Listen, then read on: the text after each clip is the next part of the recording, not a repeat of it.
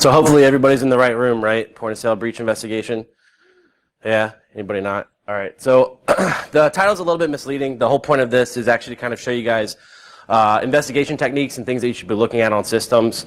These are just common ones that I've observed myself when working some of them. So just to introduce myself, my name is Kevin Strickland. I'm one of the senior incident response consultants with Dell SecureWorks, well, just SecureWorks now. I work on pretty much anything you can think of, from large data breaches to website compromises to ransomware cases, anything of that nature. Before I worked for SecureWorks, I actually worked for the Department of Defense doing intrusion analysis, incident handling, reverse engineering malware, and digital forensics. So the reason why I created this presentation, I guess, was because I noticed that we got a lot of interns and college graduates and law enforcement guys that just couldn't do the IR function, right? They would take a week to find stuff that some of the more experienced guys would find in an hour, right? And so my question was, why is it taking you guys so long to find it, right?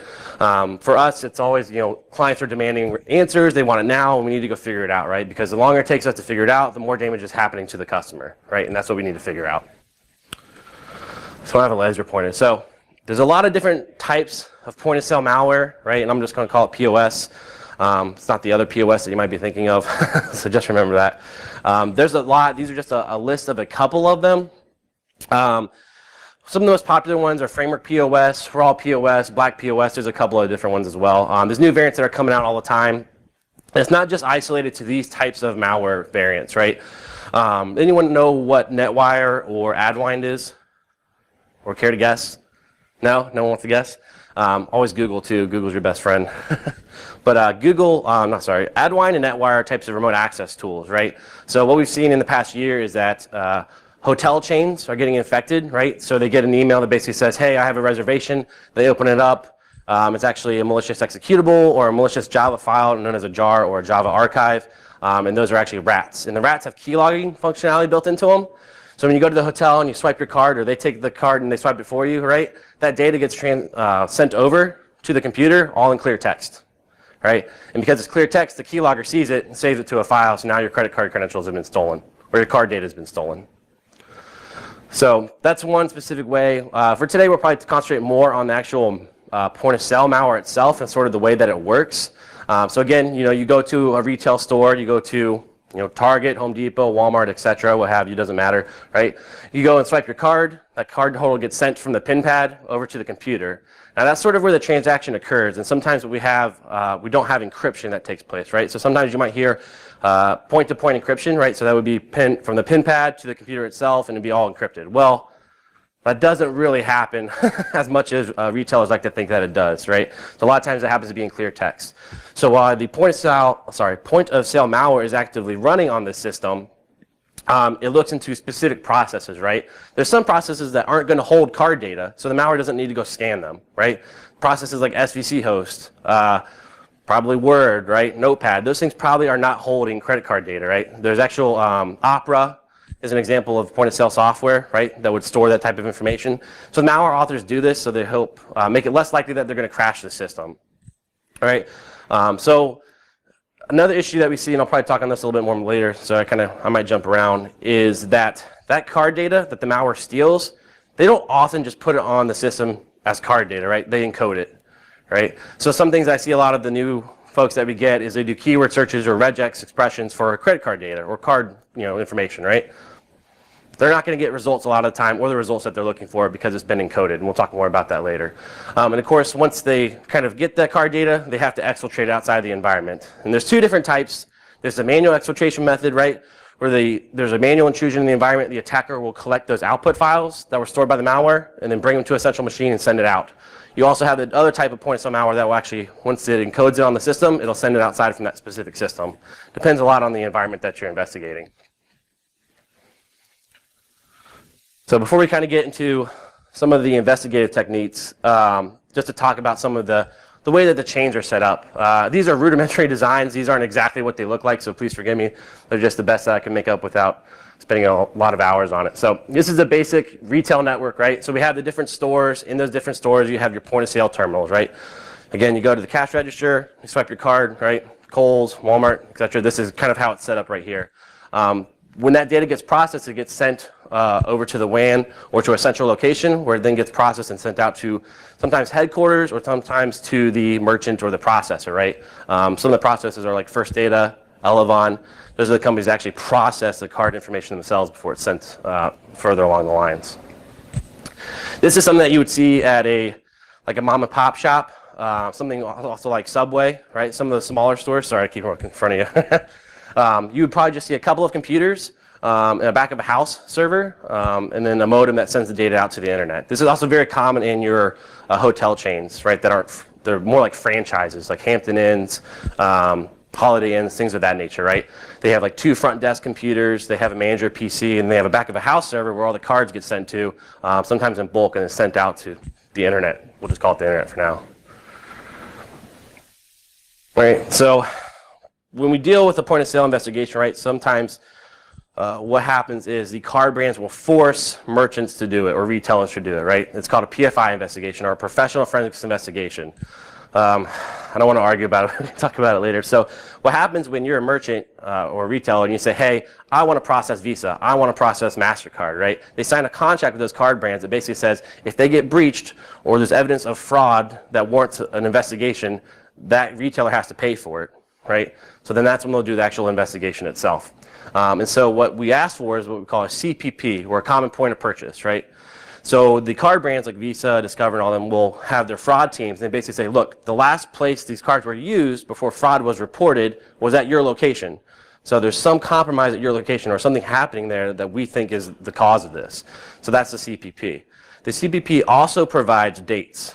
The dates are pretty iffy, right? We've worked lots of cases where it's happened in November, we come out, they've been compromised for 2 years, right? So timelining is very difficult when we get CPPs because, you know, my experience is 50-50. They might be right.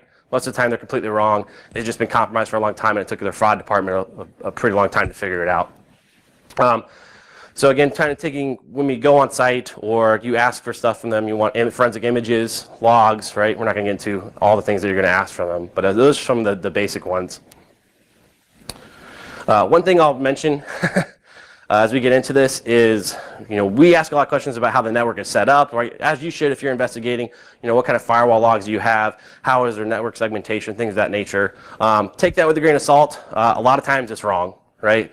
It's you know, can you get from A to B? No. Well, yeah, the attacker did it. That you got from A to B, right? So when someone says, hey, that's not possible, it's probably possible. They just haven't, you know, we haven't figured it out yet, or someone else figured it out for us.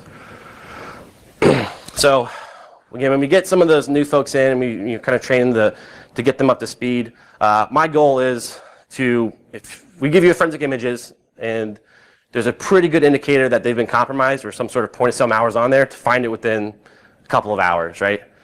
If it takes you longer than a day to find it, then there might not be anything there, or we're just not looking in the right place. So that's kind of like the goal of the investigation. So this is sort of a very small investigation plan on what you're going to be doing. So of course you have your pre-processing, your timelining, your artifact extraction and parsing, keyword searching, and Yara rules. Anyone familiar with Yara? No? Yara is the big one. All right. So Yara is basically rules that you can create to scan files on a system that match certain patterns. So if I know there's point of sale malware out there and it has the specific data inside of it, I can create rules to go scan other systems looking for it. Right? Kind of makes sense. So I know if the malware always says malware in the file, right? I can use a Yara rule to go scan everything on the system that has Yara within that file. It's mostly beneficial for looking at DLLs, EXEs, right? Binaries and things of that nature. Not so much Word documents or PDFs. I personally like to use the tool Loki. It's free. You can just go download it. You can use Yara rules with it. You can also use indicators of compromise rules as well. So it's pretty nice. And you can run that against images, directories, files, things of that nature. So right now we're going to try to jump into what I call, it's really sniper forensics, if you will. Again, the timelining, we have folks that kind of argue this back and forth is look at the system from a timeline perspective, but if you don't know the timeline, right, well, what am I going to look at? Right? How am I going to find badness on a computer? Right? And so that's what we call sniper forensics. We can look at certain artifacts to find badness. It's sort of like the 80% of your findings are from like 20% of the files or something like that. So that's kind of how I put it out there. So one of the first things that I like to look at is program execution. And there's a lot of different artifacts for program execution, and it's also very dependent on the operating system itself, right? Windows XP has less evidence than Windows 10 does, right? Microsoft doesn't build it that way. They actually have more evidence on Windows 10 because of the user experience that they designed and as they progress throughout the operating systems. So here's just a couple. This isn't just a specific list. You have your prefetch, your user assist, your application compatibility cache, also known as the shim cache, and the recent file cache, the AM cache, event logs, and there's a lot more. Can anyone think of any other places to look on a Windows system for program execution? You in the blue shirt.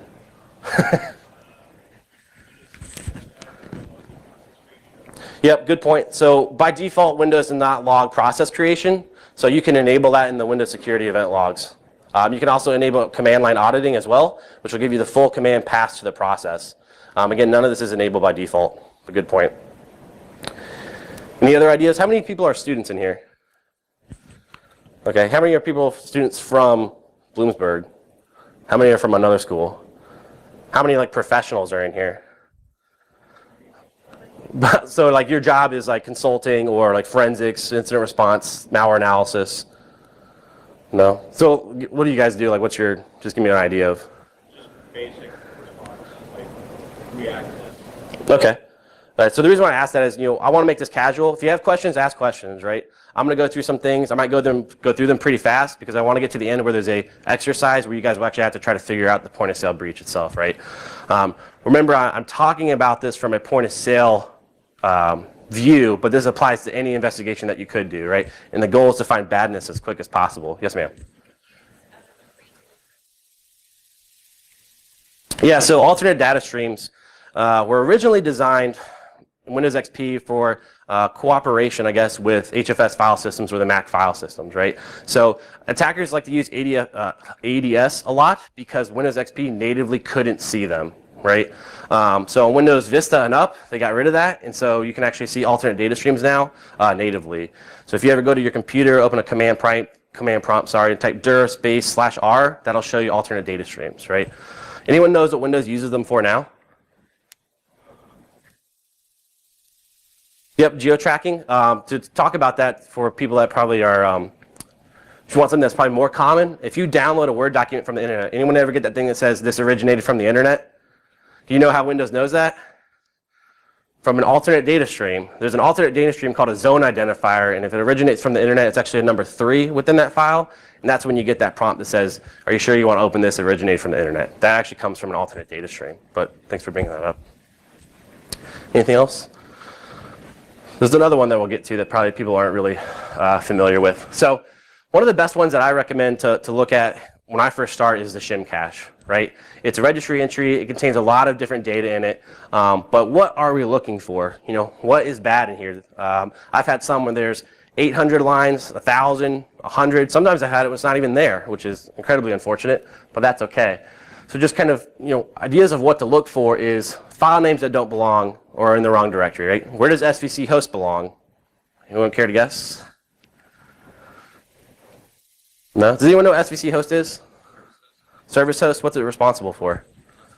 Tons of things, right? So SVC host is responsible for tons of things. It's mainly responsible for running services like printer spooler, a couple of background jobs like bits, and a couple of other things as well, right? So that belongs in System 32. If we don't see it in there, like someone's user profile, that might be odd, right? That's something that we'd want to look into. Also executables within like the program data folder, right? Which is Windows Vista and up.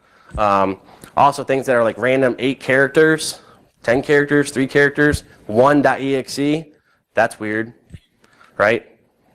Sometimes the attacker's a little bit more sophisticated. For this, we're going to kind of keep it low level, but they'll actually go in and mimic other executables within the environment and just move it into a different directory. So something to keep into account. So what I did here is I actually created a list from an actual point of sale breach, and I shrunk it a lot to make it a little bit easier. So I know we all have different experiences in the room, but is there anyone that wants to give a guess to how many bad executables are in here? Or like, which one's bad, I guess, if you can see it. Yeah, you can see it. Shout it out, it's not going to bug. There's no wrong answers. Go ahead. I don't know why is App Sweeper and install that bad. And So hash sweeper 64 and install.bat, right? So those are pretty odd. I don't know what they are. Hash sweeper's fine. Install.bat's a good find. But why did you pick install.bat? Because install.bat is not supposed to be, first of all, install.bat. I don't remember any modern Windows using anything other than MSI or exe for installers. And even then, for Windows, it's either MSI or tab files. Yeah, very possible. That's good. Well, Not seen install.bat since the DOS days. yeah, so that's actually going back to like Windows DOS. That's true. So good answer. You in the back? The S is capitalized, so the Windows/system32/MSI.exe. So, It's not the normal system 32. so it's not, but that also has to do with the parser that's being used, right? But that would be something that might throw you off. But we'll take that. Case sensitivity doesn't really matter. The parsers kind of change that based on like Unicode, ASCII representations, and a couple other things. I think you had the same thing. Does anyone else have like any other patterns that they might see they think are odd? Ma'am? But you have an external drive key.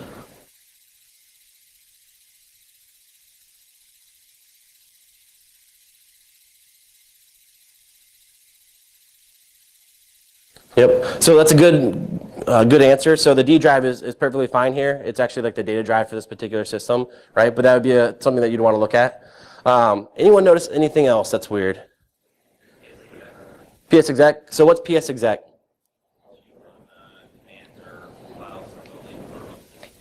Right. So PS exec is a Windows System Internals tool that allows you to basically connect to other machines and run processes. It allows you to do a lot more, right? So that's a bit odd.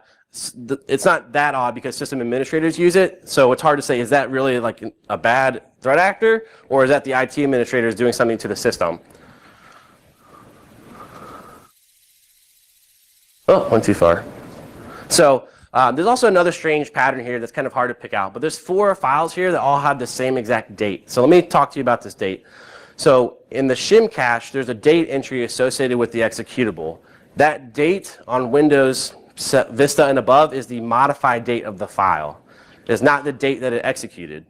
All right, that's very important. Windows XP, it is the date it executed. Right, that's the only difference. So the operating system plays a big part here. So these stand out because they're all the same exact date. And that's a little bit odd to me. Like, why are they all the same exact date? Right? Anyone care to guess what could be going on? Probably all put there at the same time. They could have all been put there at the same time. The computer wasn't created in 2003, I'll tell you that. So that's a good point, though.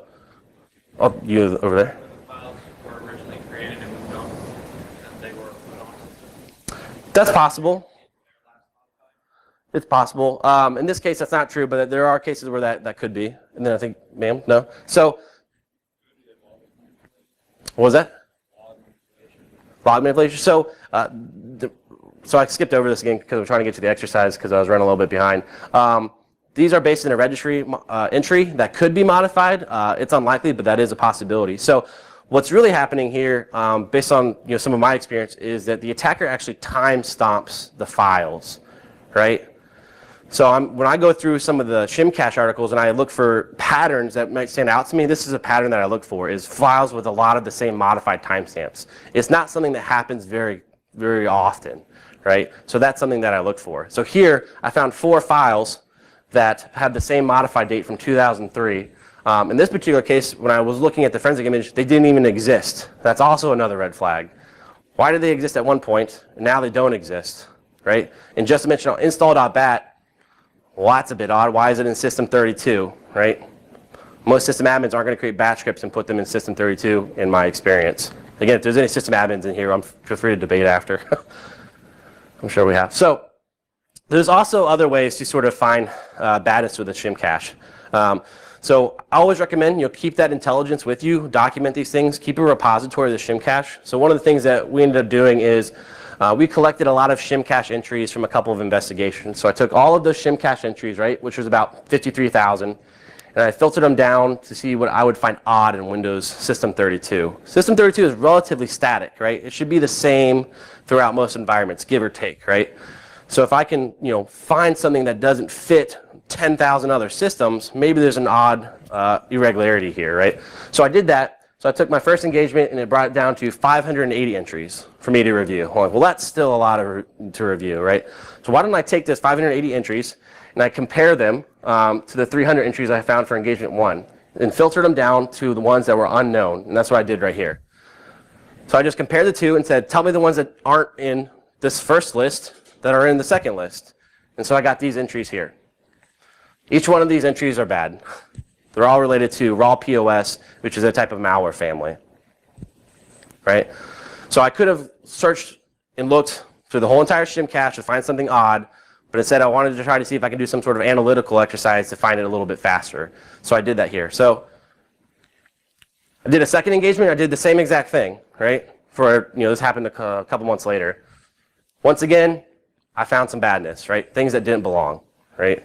So REMCOM, and just to touch on this real quick, because we said PS exec, let me go back to, this is an important note.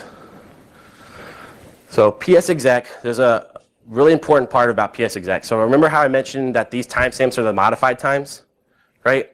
Well, PS exec is special. So when PS exec, you use PS exec to remote into another computer or destination system, it'll create the PS exec service, which is psexec.exe. Sorry, I'm going to look it up here. It's psexe.svc.exe, right? That actual timestamp is the time it actually ran on the endpoint. That's one of the only cases where it happens like that. So you can use that as part of your timeline analysis. In framepackage.exe is actually a custom version of psexec that the threat actors made. All right, so moving on to prefetch. Prefetch is probably one of the most useless ones in my opinion, but it's something that a lot of folks come in and start looking at. But there's actually a lot more to prefetch than people actually look into. So normally you kind of get this. It tells you the last time it was ran, the first time it was ran, and how many times it was ran. But one thing to keep in mind when prefetch actually occurs, right? Does anyone know what prefetching is before I kind of get too far into that?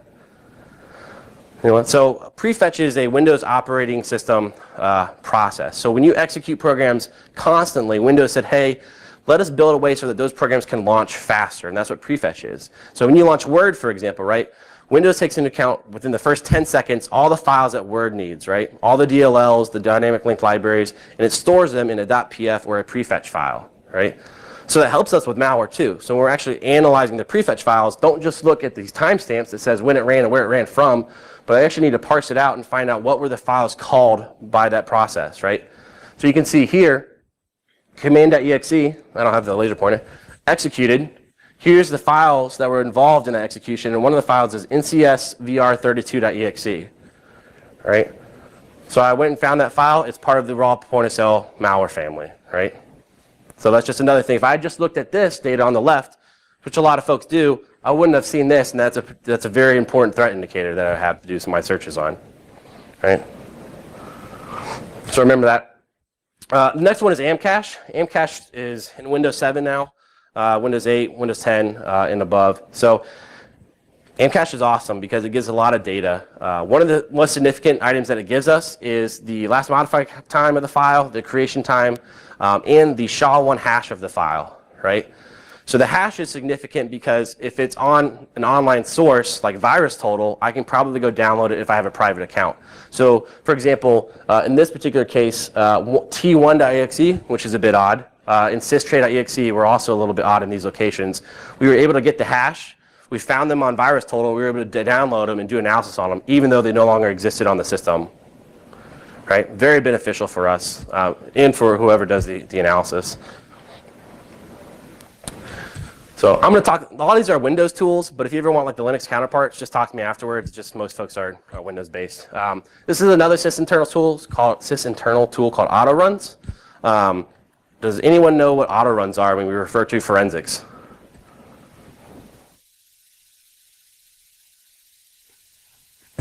Pretty much, yeah. So autoruns in the generalist terms means that these are the programs that are going to execute when I log on or turn the computer on. Right? So malware, wanting to remain on the system, will create these auto-run or persistence mechanisms so that they keep starting over and over again, even if the computer's restarted. So one of the cool things that people don't realize about auto-runs when you're doing like forensic analysis, if you just want to have a nice graphical interface, you can actually point it to a mounted disk image and then load it. So it's a little easier to go through. This one always gets people, I'll just put it up here, is the gather network info. That always flags on most Windows computers, but that's actually a home group VBS script. It's not bad. That's something to keep in mind. So other things to look for as far as persistent mechanisms are services, right? We talked about services a little bit, but the nice thing is services are recorded in the registry. They're also recorded in the system event log, right? So system.evtx.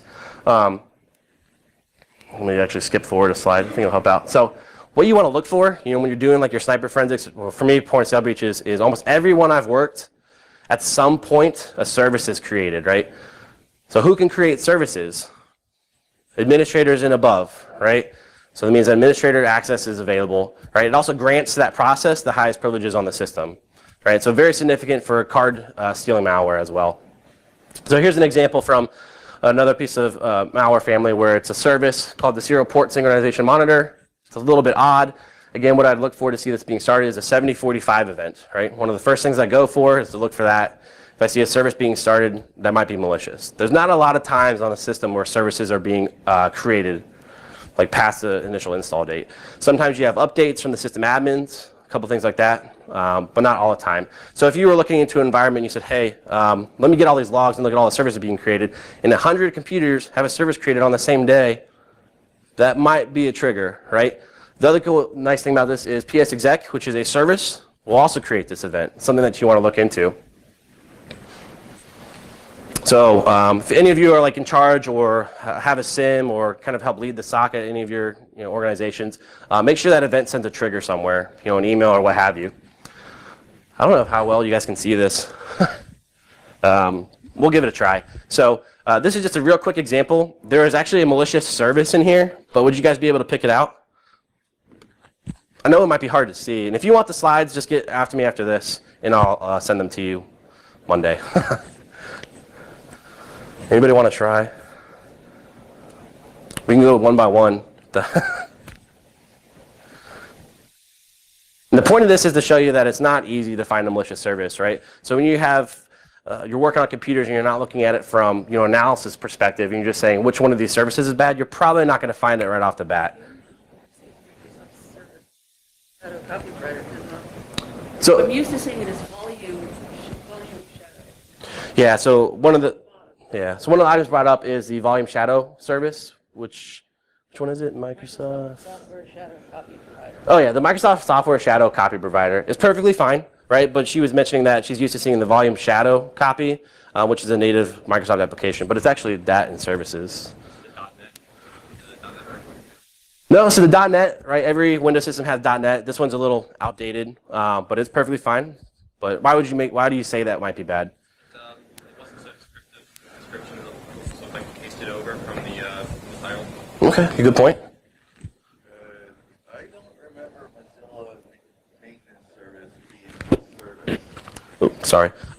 It is for Firefox. It does make a service for some of their updates. But you could Google that or look at your own system or install Firefox to sort of figure that out.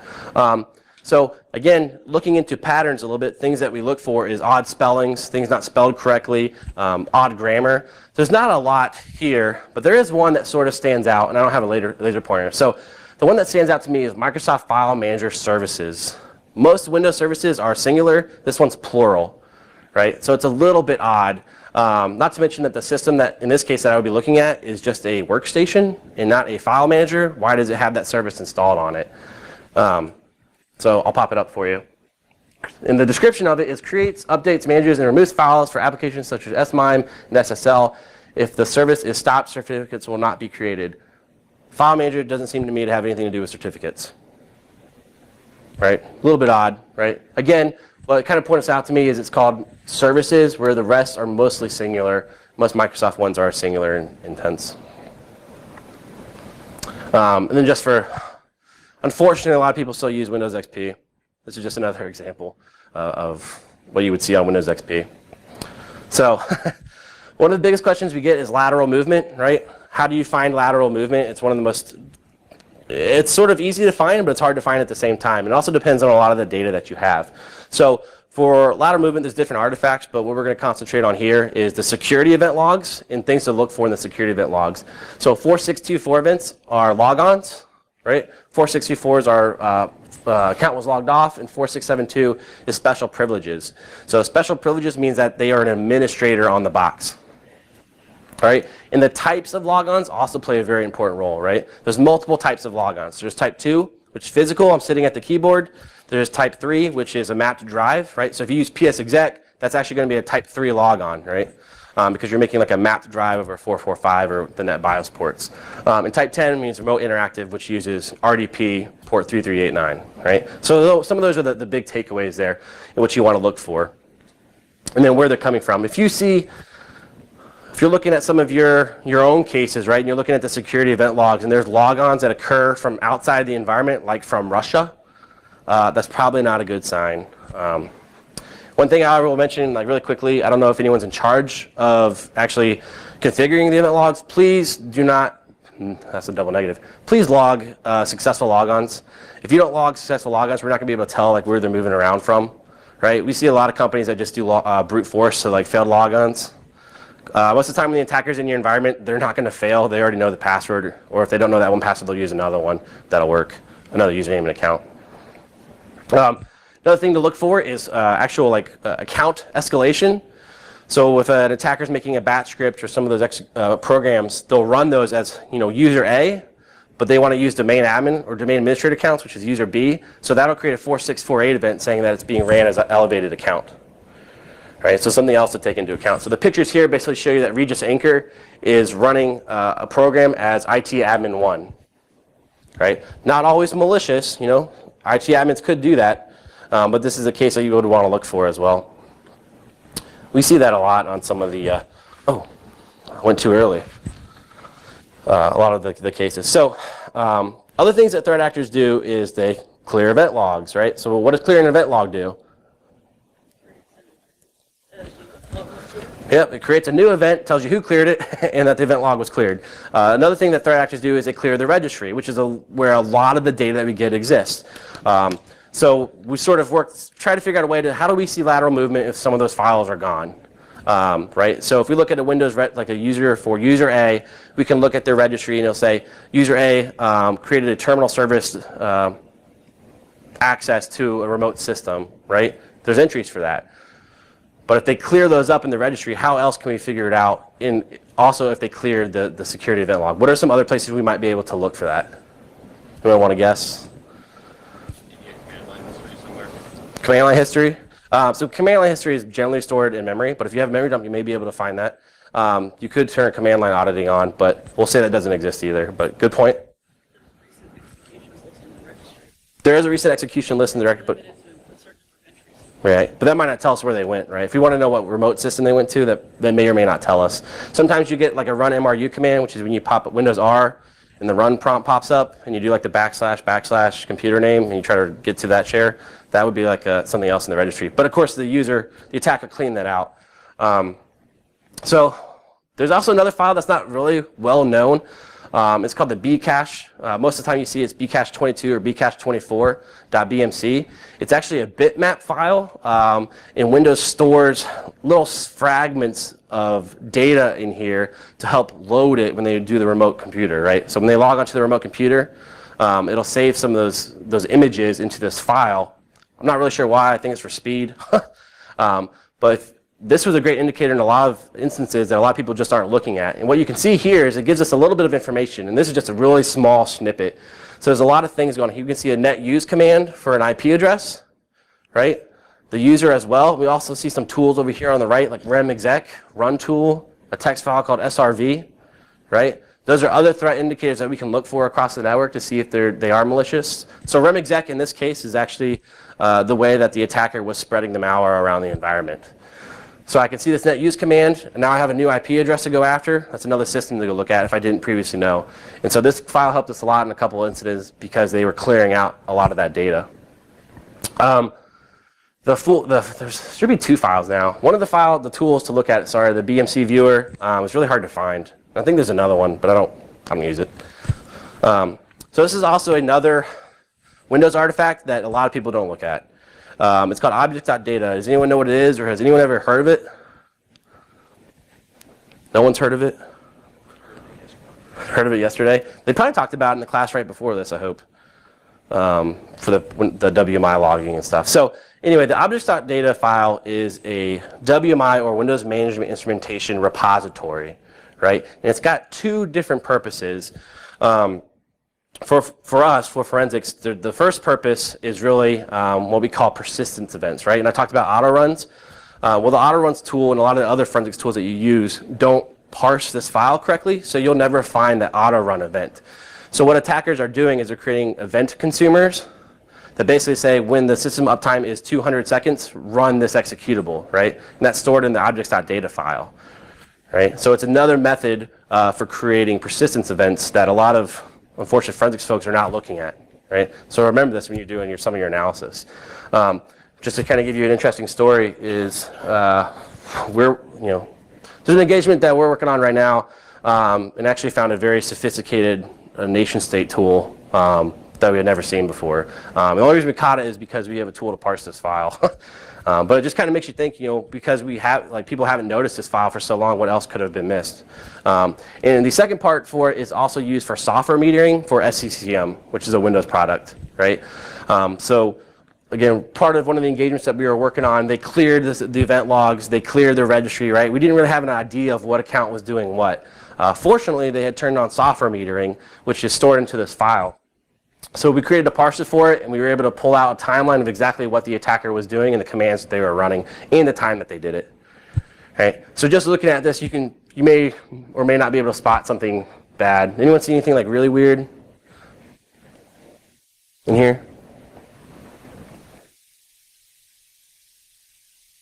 No? So just checking time. One of the most unusual ones is WCE32, right?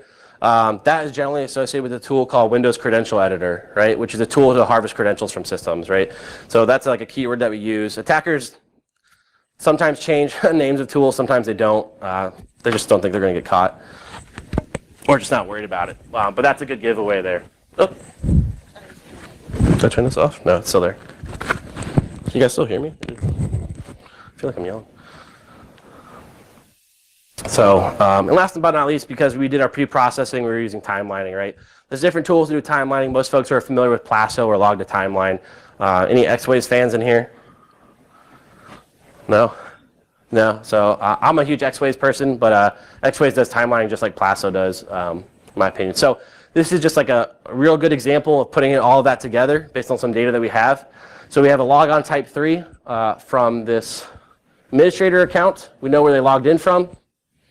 Sorry, if you guys can't hear me, let me know because I feel like it went off. It's an administrator account. As soon as they logged on, they started PS exec. It executed. We also have SC, which is used for services. All of a sudden, a new service is created. Oop, let me go back. Sorry. The service is created here along with the file. They log off. The service starts. Two new files down here at the bottom are created, spoolsv.chm, and then the prefetch file for monsync. So again, to talk about prefetch, a lot of those prefetch files will get pushed out too. So that's why another reason why I don't like, they're not like the best means for finding program execution in a lot of cases. And to sort of roll it up, when you start looking at your different logons or remote logons, right? So you have tools like LogMeIn, what else is there? TeamViewer. Anybody use a Citrix environment? Or familiar with Citrix? Okay. Or VPNs. You can get those logs and you want to look for some abnormalities. So here's a really good example of things that you might want to look for. We have the client name here, which is really in this case the workstation name. And this is why you ask, well, what is the standard naming convention within your environment or the environment that you work in? So in this case, it's pretty easy. Desktop, if it's an admin, it's called admin. Yeah, I renamed these, but desktop, FinStrip, right? And then you have this one system that is a little bit odd, right? So if you don't know, this is how Microsoft names their standard host names from default installs, is like win, hyphen, or tax something, right? So if you see that in like someone's environment or your own environment, and you have a naming standard, that's something that should probably trigger you a little bit. You can also see that Regis and Fred Biscuit here are logging in from the same exact IP address, sometimes on the same day, right? So if you were to ask yourself, well, where do these two individuals live? One lives in Georgia, and the other one lives in, Atlanta. I mean, not Atlanta. That's in Georgia. South Carolina, right? And the IP address is registered to Arizona. that could be odd, right? Something to think about there. And just to go back and talk about my earlier point of keyword searches for regular expressions for card data is not always the best method, is because you have exactly what we see here. This is actually an example from the framework point of sale malware family where it steals the card data and then it encodes it. So you can see here on the left, we have that spool sv.chm file, similar to what you saw in the earlier slide. And here it's encoded. It's a custom alphabet with base64 and XOR encoding. And here's what it looks like decoded. If that actually is someone's credit card, that's not intended. All right. All right. So we have a quick exercise for you guys. But are there any questions before I move on to the exercise where you guys have to solve it yourselves? So that's probably like a good talk to have later, but most of the time they're not logging correctly, or there's different ways to get those logs. What you really ideally want to have is the SQL database that's storing all that information, but it's actually stored on the Citrix servers themselves. But sometimes they're Linux, sometimes they're Windows. Yeah, so most of the time the point of sale systems are Windows XP embedded. There's some Windows 7 point of sale, like they have special point of sale like Microsoft does. We see custom built applications like in Linux. We have yet, to my knowledge, have worked with one of those with a custom built image. But good question. All right. So we're looking at a system, and we're trying to find badness, right? We don't know the time. We don't know anything about it, so we're doing our sniper forensics just like we did today. Unfortunately, prefetch is disabled. And again, if you didn't see it, prefetch is disabled by default on servers and systems with solid state drives. So this is probably a server. Unfortunately, process auditing is enabled, so they'll help you guys out even more. So the goal here is, do you see any files that are a bit odd or? So remember when we look, and this is from a shim cache entry right here, these on the left-hand side here, is you're going to see things that have been run on the system, right? You don't know who did it. You don't really know the time that they executed. The goal here is really to find one that kind of sticks out and just doesn't make sense to you. Some things that I like to do is look at my own computer and see if I have it, right? Or if you're looking at the image, does that file exist on the image? If it's that odd, pull it off and do some analysis, which be careful with, right?